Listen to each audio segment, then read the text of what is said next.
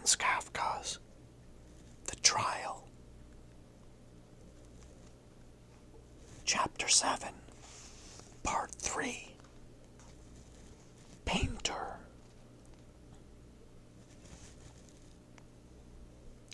I'm not equal to him just now, Kay told himself. But once my personal difficulties are settled, he'll be the first to feel it, and I'll make him suffer for it too. Somewhat soothed by this thought, Kay instructed the attendant, who had been holding open the corridor door for a long time, to inform the manager at any convenient time that he had gone out on a business call, and then, almost elated at the thought of being able to devote himself entirely to his case for a while, he left the bank. He drove at once to the address where the painter lived, in a suburb which was almost at the diametrically opposite end of the town from the offices of the court. This was an even poorer neighborhood. The houses were still darker, the streets filled with sludge oozing about slowly on top of the melting snow. In the tenement where the painter lived, only one wing of the great double door stood open, and beneath the other wing, in the masonry near the ground, there was a gaping hole of which, just as Kay approached, issued a disgusting yellow fluid, steaming hot, from which some rats fled into the adjoining canal. At the foot of the stairs, an infant lay face down on the ground, bawling, but one could scarcely hear its shrieks because of the deafening din that came from the tinsmith's workshop at the other side of the entry. The door of the workshop was open. 3 apprentices were standing in a half circle round some object on which they were beating with their hammers. A great sheet of tin hanging on the wall cast a pallid light which fell between 2 of the apprentices and lit up their faces and aprons. Kay flung only a fleeting glance at all this. He wanted to finish off here as quickly as possible. He would merely ask the painter a few searching questions and return at once to the bank. His work at the bank for the rest of the day would benefit, should he have any luck at all on this visit. When he reached the 3rd floor, he had to moderate his pace. He was quite out of breath. Both the stairs and the stories were disproportionately high, and the painter was said to live quite at the top, in the attic.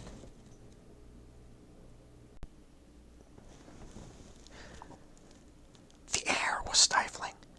There was no well for these narrow stairs, which were enclosed on either side by blank walls showing only at rare intervals a tiny window very high up. Just as Kay paused to take breath, several young girls rushed out of one of the flats and laughingly raced past him up the stairs. Kay slowly followed them, catching up with one who had stumbled and had been left behind, and as they ascended together, he asked her, "Does a painter called Tintorelli live here?" The girl, who was slightly hunched back and seemed scarcely 13 years old, nudged him with her elbow and peered up at him knowingly. Neither her youth nor her deformity had saved her from being prematurely debauched. She did not even smile, but stared unwinkingly at Kay with shrewd, bold eyes. Kay pretended not to have noticed her behavior and asked, "Do you know the painter Tintorelli?"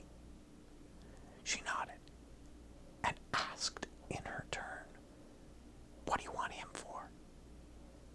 Kay thought it a good chance to find out a little bit more about Tintorelli while he had the time. "I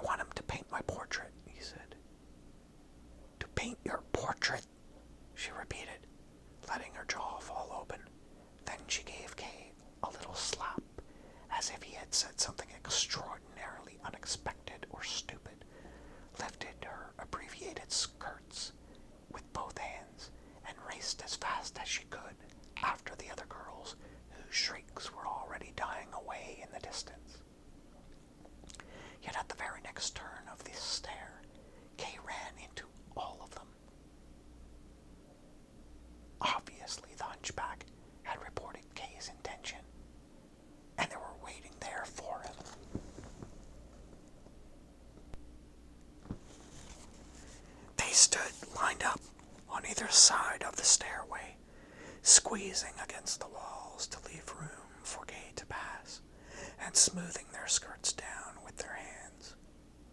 All their faces betrayed the same mixture of childishness and depravity, which had prompted this idea of making him run the gauntlet between them.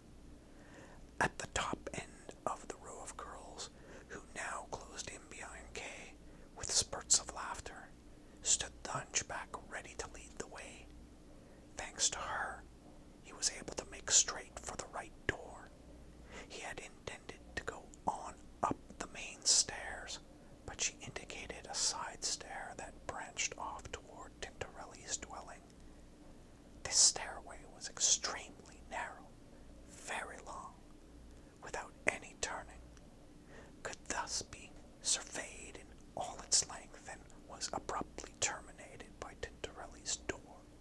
In contrast to the rest of the stairway, this door was relatively brightly lit by a little fan light set on an angle above it, and was made of unpainted planks on which sprawled the name Tintorelli in red, traced in sweeping brushstrokes. Kay, with his escort, was hardly more than halfway up the stairs when someone above, obviously disturbed by the clatter of so many feet, opened the door a little way, and a man who seemed to be wearing nothing but a nightshirt appeared in the opening. "Oh," he cried, when he saw the approaching mob, and promptly vanished.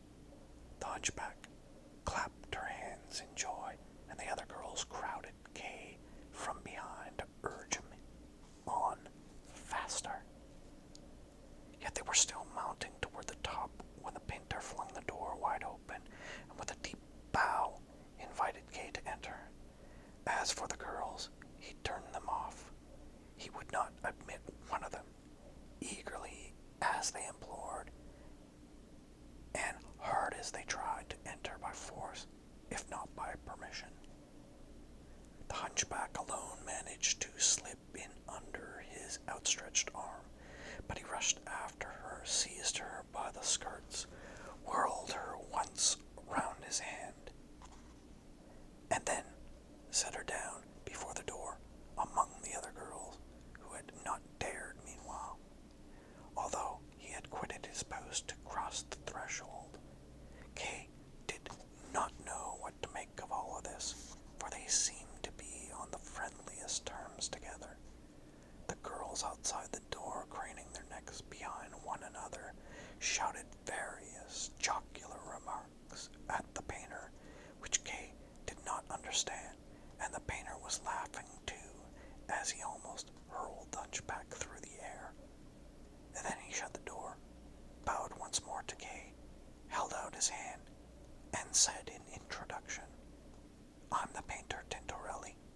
Kay pointed at the door, behind which the girls were whispering, and said, "You seem to be a great favorite here." "Oh, those brats," said the painter, trying unsuccessfully to button his nightshirt at the neck. He was barefooted, and besides the nightshirt, had on only a pair of wide-legged yellow linen trousers, girt by a belt with a long end flapping to and fro. "Those brats are a real nuisance," he went on, while he desisted from fiddling with his nightshirt, since the top button had just come off, fetched a chair, and urged Kay to sit down. "I painted one of them once, not any of those you saw, and since they've all persecuted me, when I'm here myself, they only come in if I let them, but whenever I go away, there's always at least one of them here.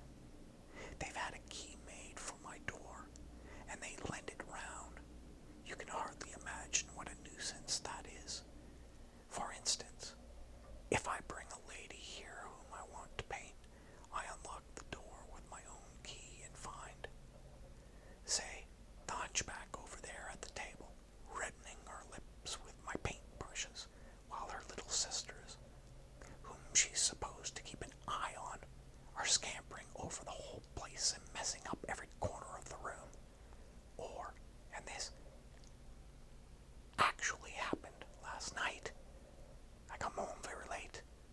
By the way, that's why I'm in this state of despair, and the room, too. Please excuse it. I come home late, then, and start climbing into bed, and something catches me by the leg. I look under the bed and haul out another of these pests. Why they should make such a set at me, I don't know. You must have noticed yourself that I don't exactly encourage them. And of course, all this disturbs me in my work. If it hadn't been that I have 3 free quarters in this studio, I should have cleared out long ago. Just then a small voice piped behind the door with anxious cajolery. "Tintorelli, can we come in now?" "No," replied the painter. "Not even me?" the voice asked again. "Not even you," said the painter, and he went to the door and locked it. Meanwhile, Kay had been looking round the room. It would never have occurred to him that anyone could call this wretched little hole a studio. You could scarcely take 2 strides in any direction. The whole room floor, walls, and ceiling was a box of bare wooden planks, with cracks showing between them. Opposite Kay, against a wall, stood a bed with a variegated assortment of coverings. In the middle of the room, an easel supported a canvas covered by a shirt whose sleeves dangled on the floor. Behind Kay was the window, through which in the fog one could not see farther than the snow-covered roof on the next house. The turning of the key in the lock reminded Kay that he had not meant to stay long. Accordingly, he fished the manufacturer's letter from his pocket, handed it to the painter, and said, "I heard of you from this gentleman, an acquaintance of yours, and have come here at his suggestion." The painter hastily read the letter, through and threw it on the bed. If the manufacturer had not so explicitly claimed acquaintance with Tintorelli as a poor man dependent on his charity, one might actually have thought that Tintorelli did not know the manufacturer, or at least could not remember him. On top of this, he now asked, "Have you come to buy pictures, or to have your portrait painted?" Kay stared at him in amazement. What could have been in the letter?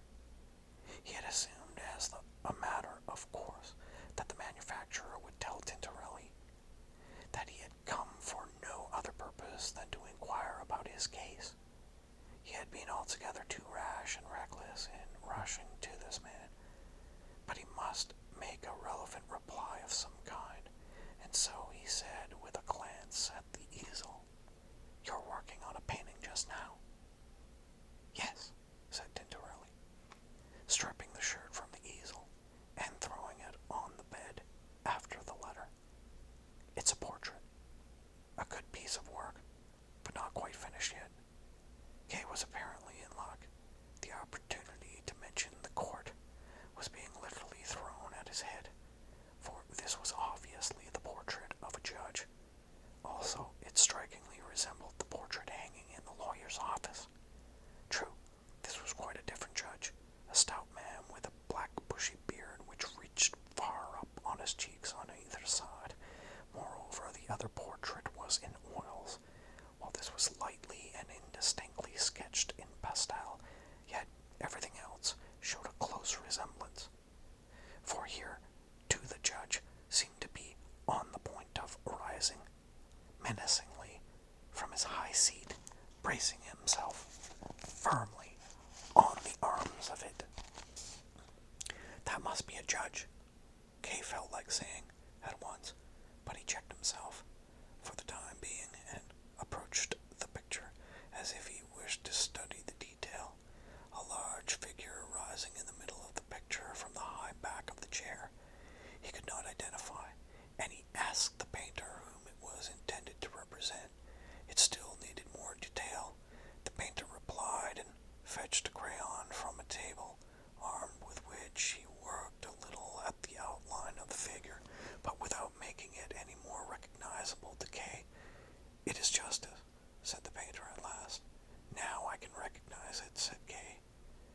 There's the bandage over the eyes, and here are the scales. But aren't there wings on the figure heels, and isn't it flying? Yes, said the painter. My instructions were to paint it like that. Actually, it is justice and the goddess of victory in one. Not a very good combination, surely, said Kay, smiling. Justice must stand quite still, or else the scales will waver, and the just verdict will become impossible. I had to follow my client's instructions, said the painter. Of course, said Kay, who had not wished to give any offense by his remark. You have painted the figure as it actually stands above the high seat. No, said the painter. I have neither seen the figure nor the high seat. That is all invention. But I am told what to paint, and I paint. How do you mean? Asked Kay, deliberately pretending that he did not understand. It's surely a judge sitting on his seat of justice. Yes, said the painter, but it is by no means a high judge, and he has never sat on such a seat in his life.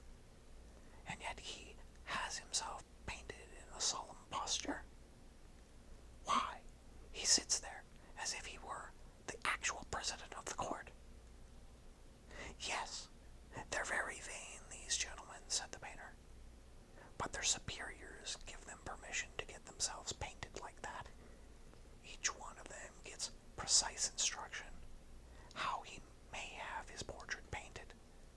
Only you can't judge the detail of the costume and the seat itself from this picture, unfortunately. Pastel is really unsuited for this kind of thing. Yes, said Kay. It's curious that you should have used pastel. My client wished it, and the painter. He intends the picture for a lady. The sight of the picture seemed to have roused his ardor. He rolled up his shirt sleeves, took several crayons in his hand, and as Kay watched the delicate crayon strokes, a reddish shadow began to grow round the head of the judge, a shadow which tapered off in long rays as it approached the edge of this picture.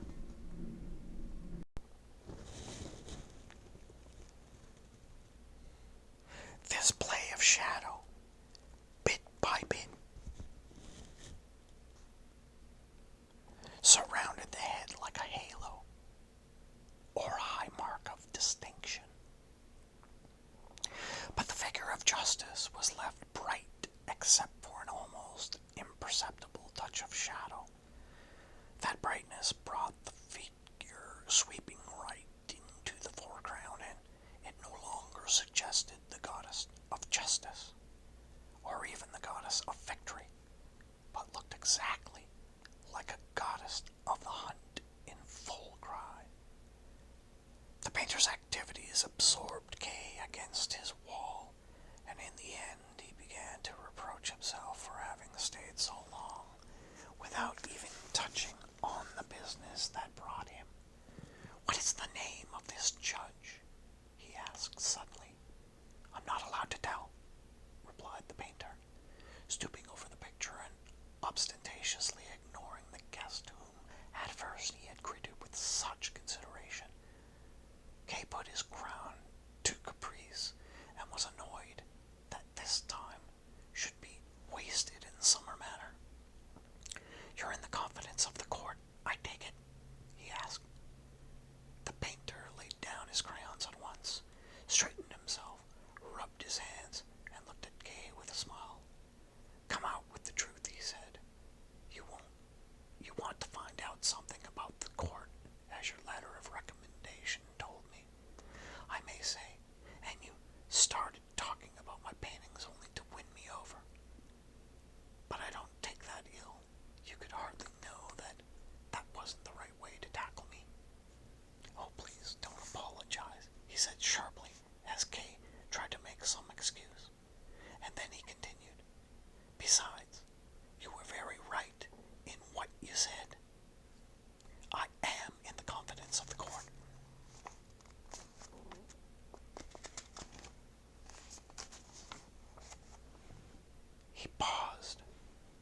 as if he wanted to give Kay time to digest this fact. Now they could hear the girls behind the door again. They seemed to be crowding round the keyhole. Perhaps they could see into the room through the cracks in the door as well.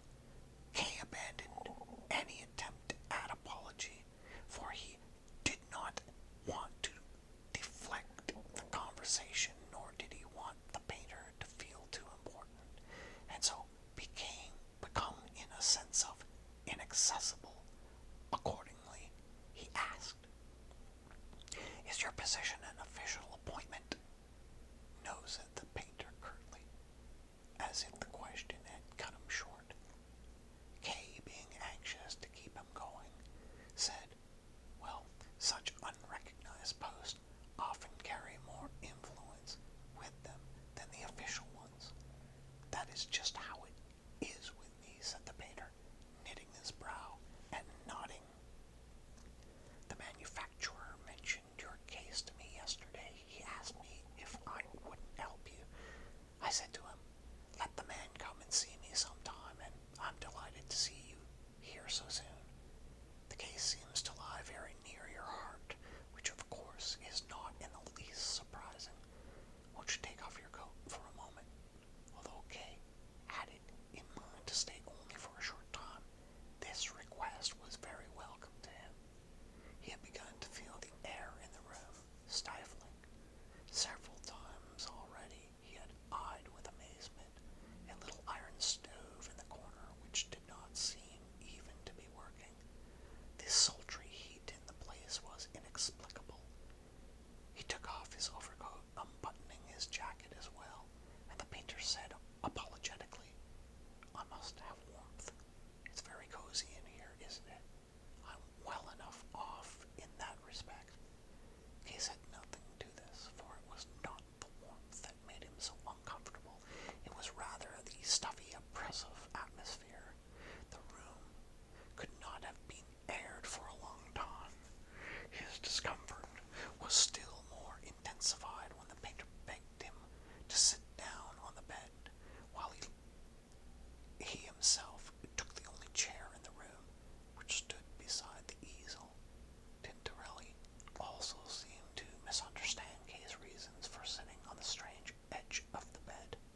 On the extreme edge of the bed, he urged him to make himself comfortable, and actually pushed the reluctant Kay deep down among the bedclothes and pillows.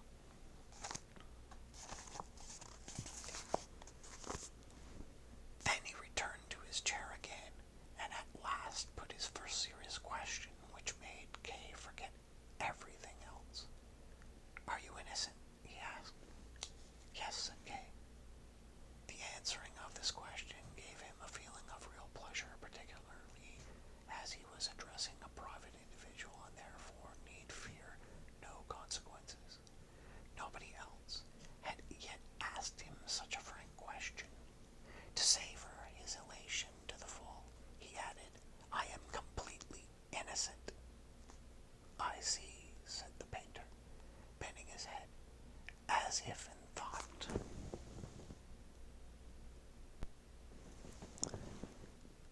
Suddenly you raised it again and said, "If you are innocent, then the matter is quite simple." Kay's eyes darkened. This man who said he was in the confidence of the court was talking like an ignorant child. "My innocence doesn't make the matter any simpler," said Kay. But after all, he could not help smiling, and then he slowly shook his head.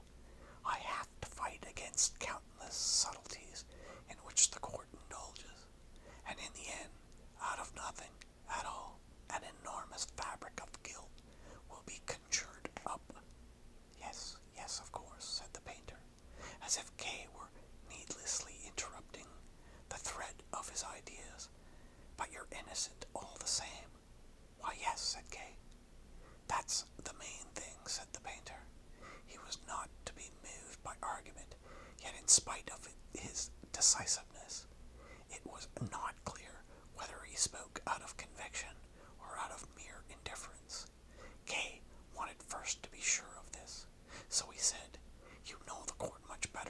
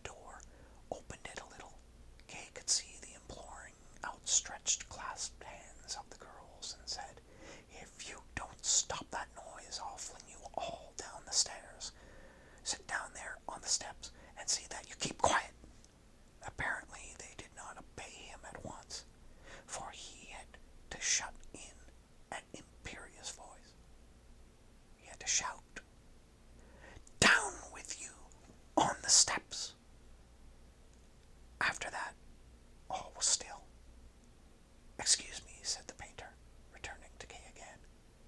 Kay had scarcely glanced toward the door.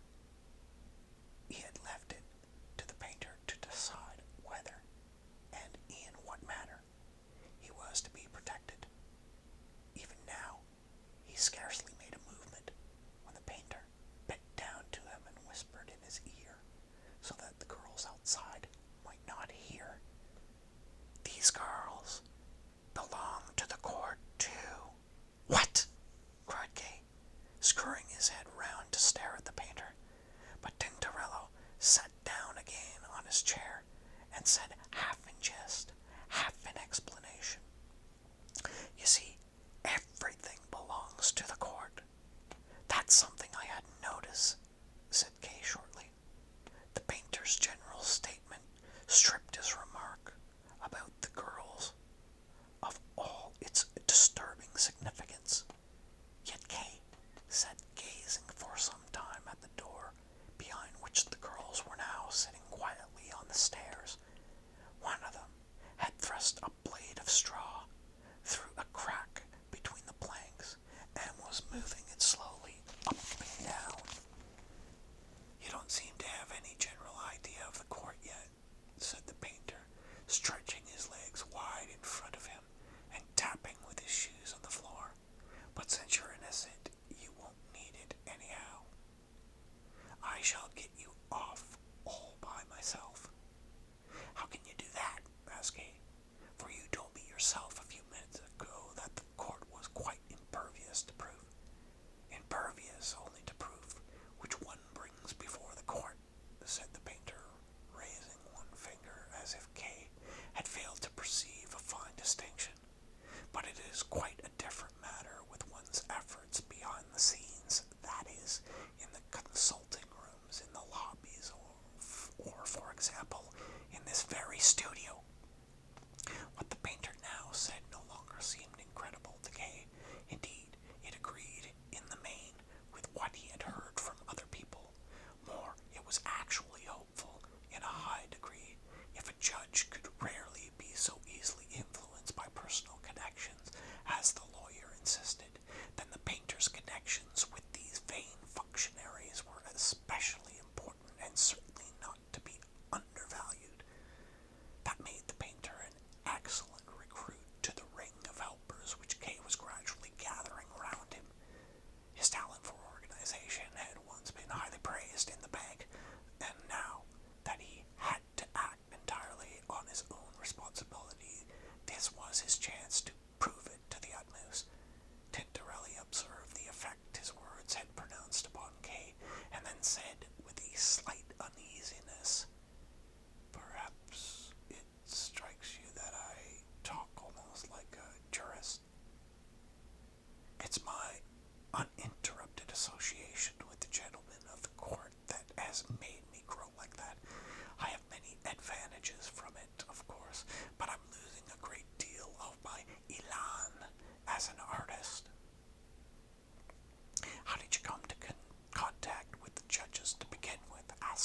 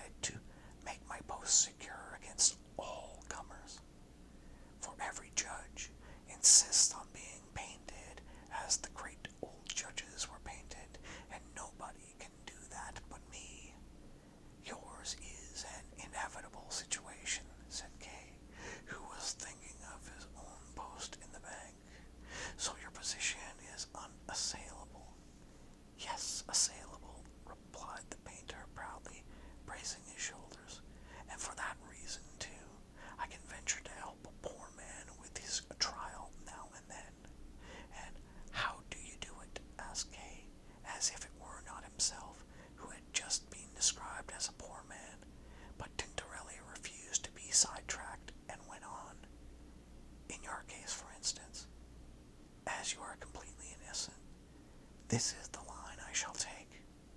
The repeated mention of his innocence was already making Kay impatient.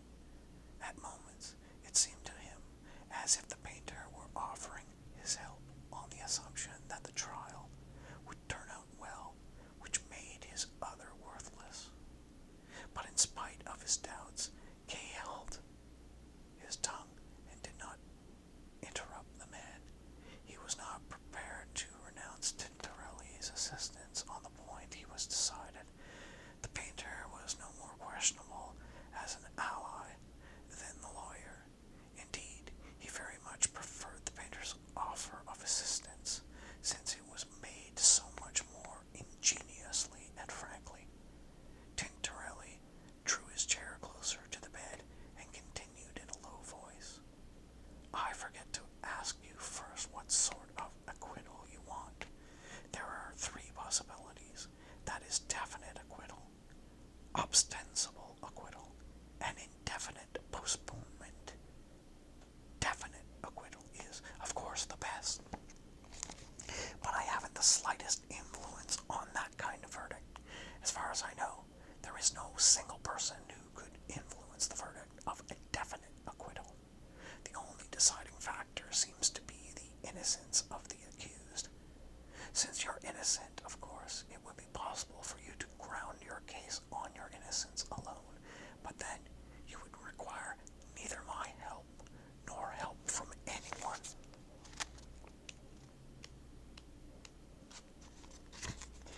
The lucid explanation took Kay aback at first, but he replied in the same subdued voice as the painter. It seems to me that you're contradicting yourself. In what way? Asked the painter patiently, leaning back with a smile. The smile awoke in Kay a suspicion that he was now about to expose contradictions, not so much in the painter's statements as in the court procedure itself. However, he did not retreat, but went on. You made the assertion earlier that the court is impervious to proof. Later, you qualified that assertion by confining it to the public sessions of the court, and now you actually say that an innocent man requires no help before the court. That alone implies a contradiction. But in addition, you said at first that the judges can be moved by personal intervention, and now you deny that definite acquittal, as you call it, can ever be achieved by personal intervention. In that lies the second contradiction. These contradictions are easy to explain, said the painter. We must distinguish between two things, what is written in the law and what I have discovered through personal experience. You must not confuse the two. In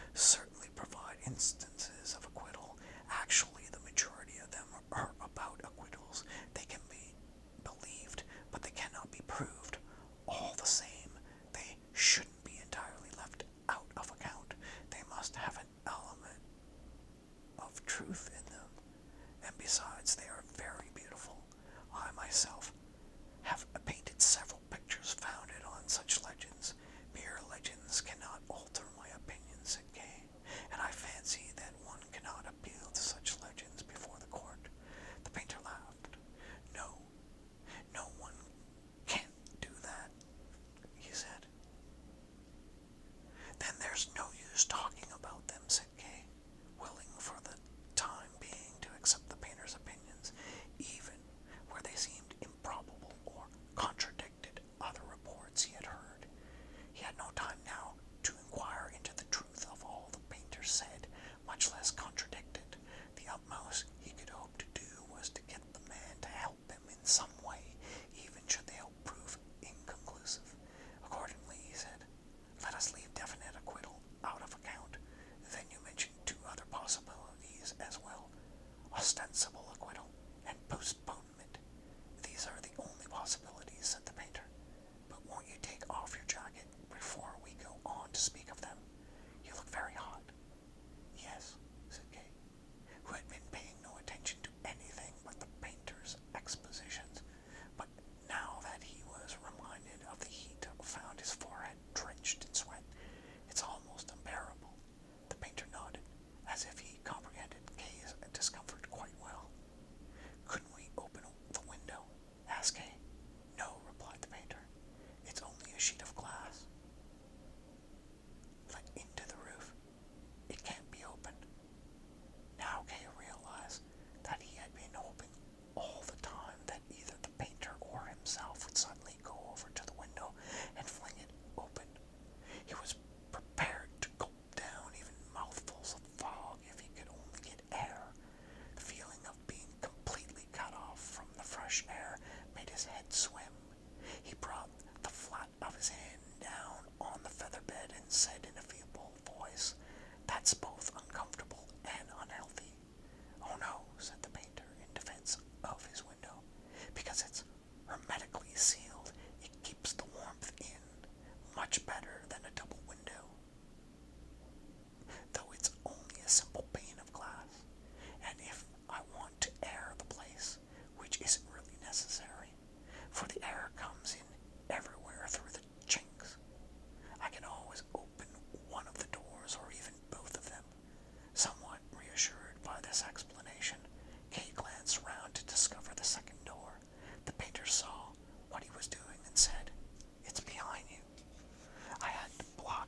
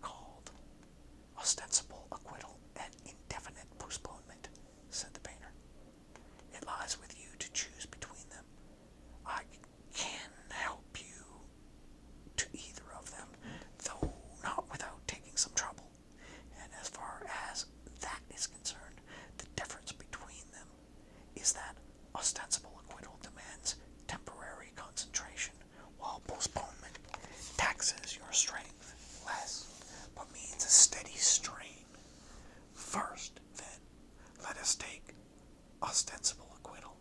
If you decide on that, I shall write down on a sheet of paper an affidavit of your innocence.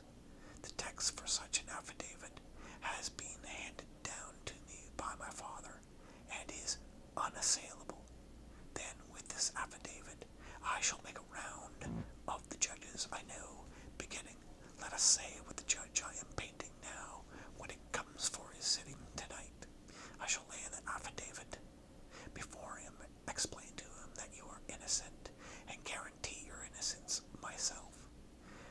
And that is not merely a formal guarantee, but a real and binding one.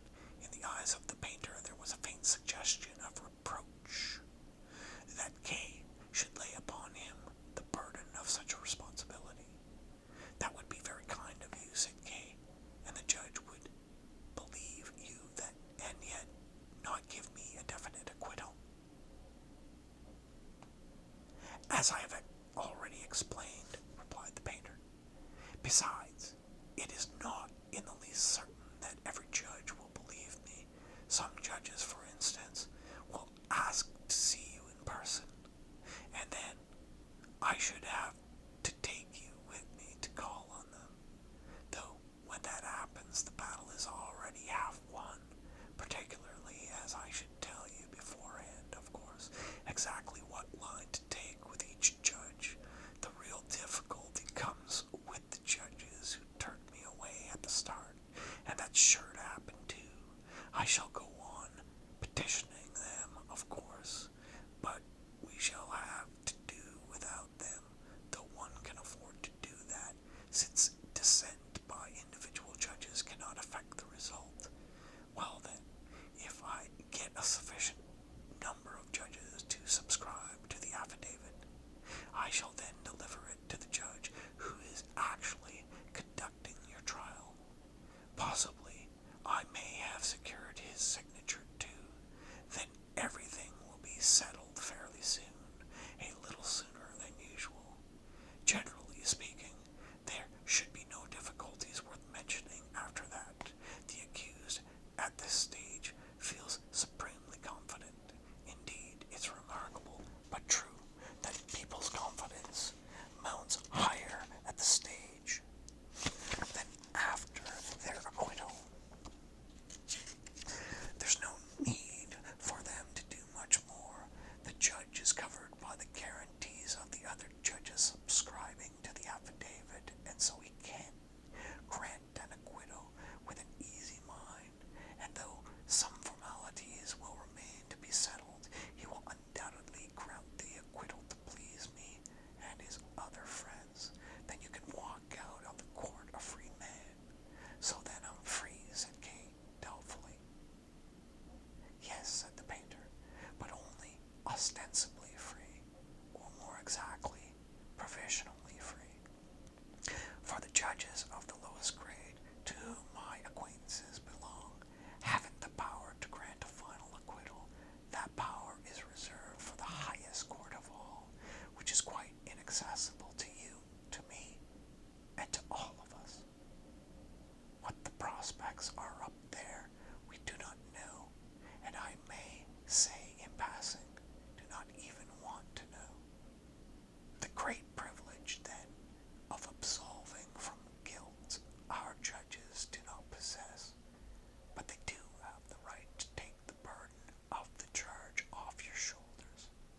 That is to say, when you are acquitted in this fashion, the charge is lifted from your shoulders for the time being, but it continues to hover above you, and can, as soon as an order comes from on high, be laid upon you again. As my connection with the court is such a close one, I can also tell you how in the regulations of the law court offices the distinction between definite and ostensible acquittal is made manifest.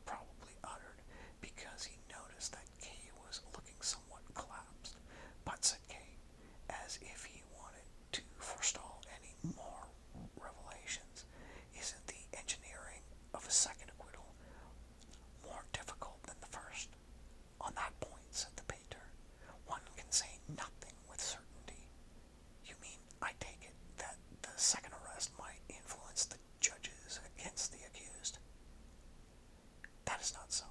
Even while they are pronouncing the first acquittal, the judges foresee the possibility of a new arrest. Such a consideration, therefore, hardly comes into question, but it may happen for hundreds of reasons that the judges are in a different frame of mind about the case, even from a legal viewpoint, and one's efforts to obtain a second acquittal must consequently be adapted to the changed circumstances, and in general must be every whit as energetic as those that secured the first one. But this second acquittal isn't final either, said Kay, turning away his head in repudiation. Of course not, said the painter. The second acquittal is followed by the third arrest, the third acquittal by the fourth arrest, and so on. That is implied in the very conception of ostensible acquittal. Kay said nothing. Ostensible acquittal doesn't seem to appeal to you, said the painter. Perhaps postponement would suit you better. Shall I explain to you how postponement works? Kay nodded. The painter was lolling back in his chair, his nightshirt gaped open. He had thrust one hand inside it and was lightly fingering his breast. Postponement, he said, gazing in front of him for a moment, as if seeking a completely accurate explanation. Postponement consists in preventing the case from ever getting any further than its first stages. To achieve that, it is necessary for the accused and his agent, but more particularly his agent, to remain continuously in personal touch with the court.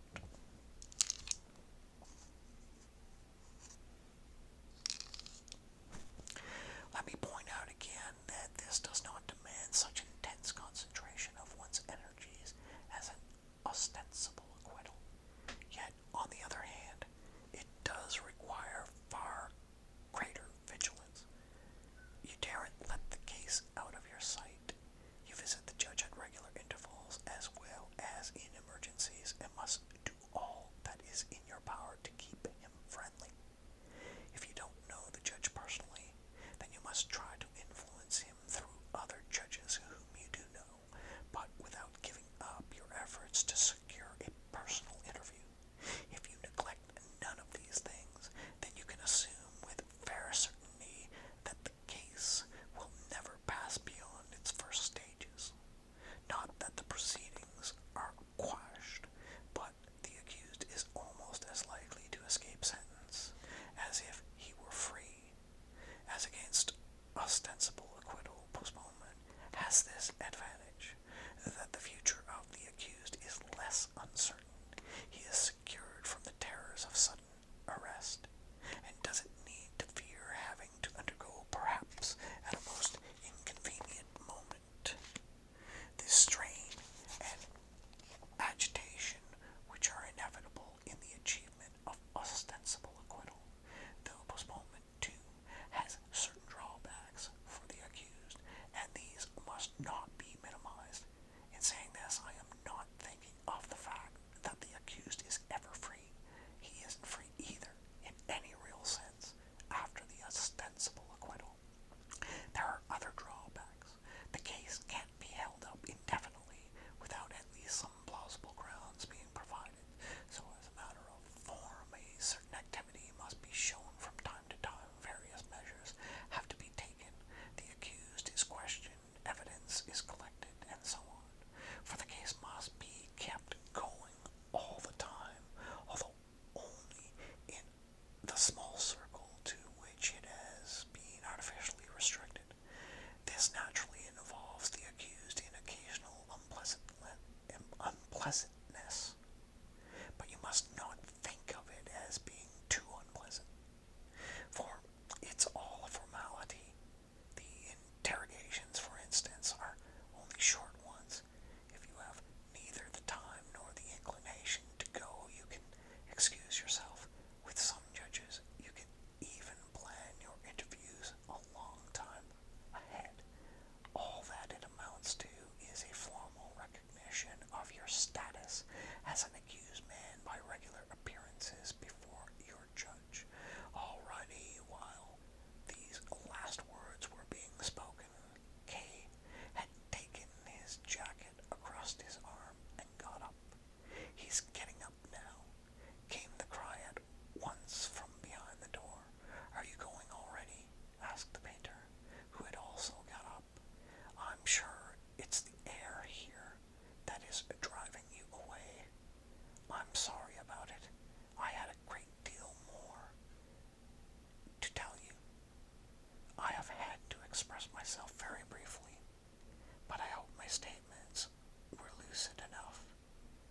Oh yes, said Kay, whose head was aching with the strain of forcing himself to listen. In spite of Kay's confirmation, the painter went on to sum up the matter again, as if to give him a last word of comfort. Both methods have this in common, but they prevent the accused from coming up for sentence. But they almost prevent an actual acquittal, said Kay, in a low voice, as if embarrassed by his own perspicacity. His own perspicacity. You have grasped the kernel of the matter, said the painter quickly, laid his hand on his overcoat, but could not even summon the resolution to put on his jacket.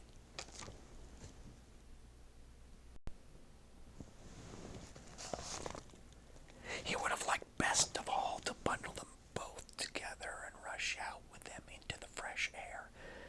Even the thoughts of the girls could not move him to put on his garments, although their voices were already piping the premature news that he was doing so.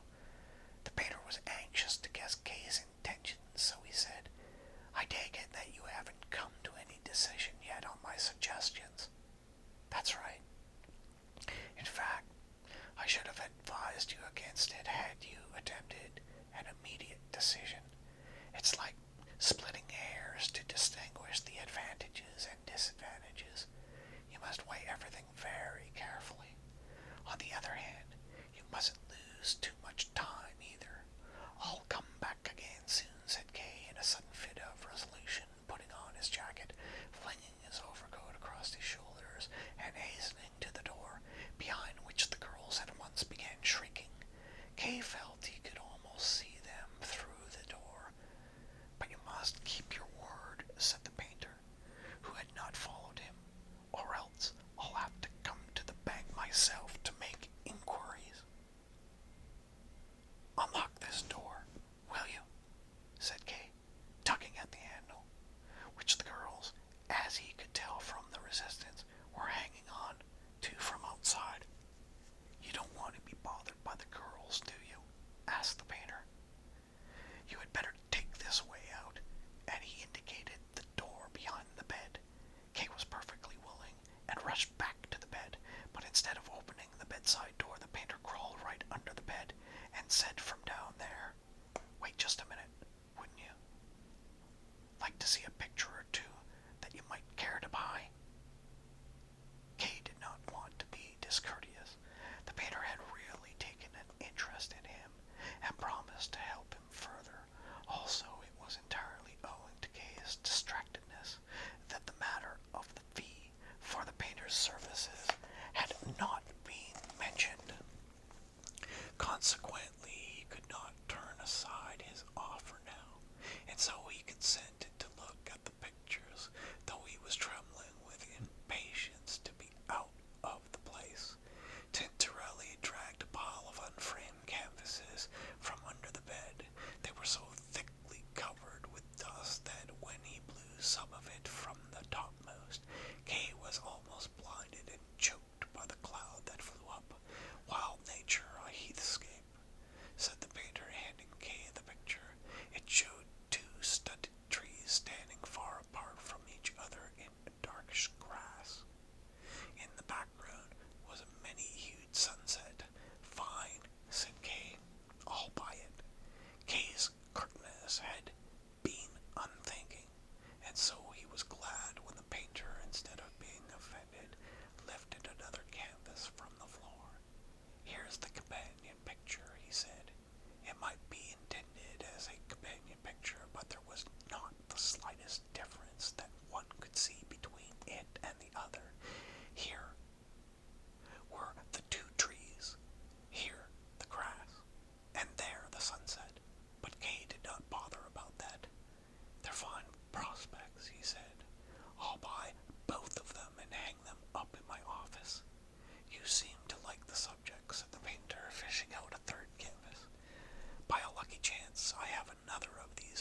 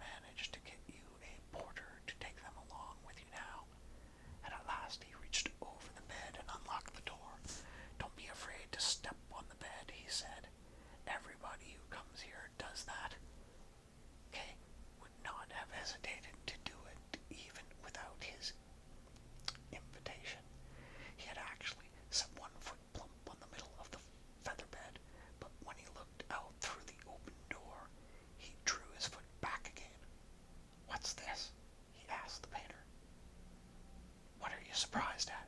Returned the painter, surprised in his turn. These are the law court offices. Didn't you know that there were law court offices here? There are law court offices in almost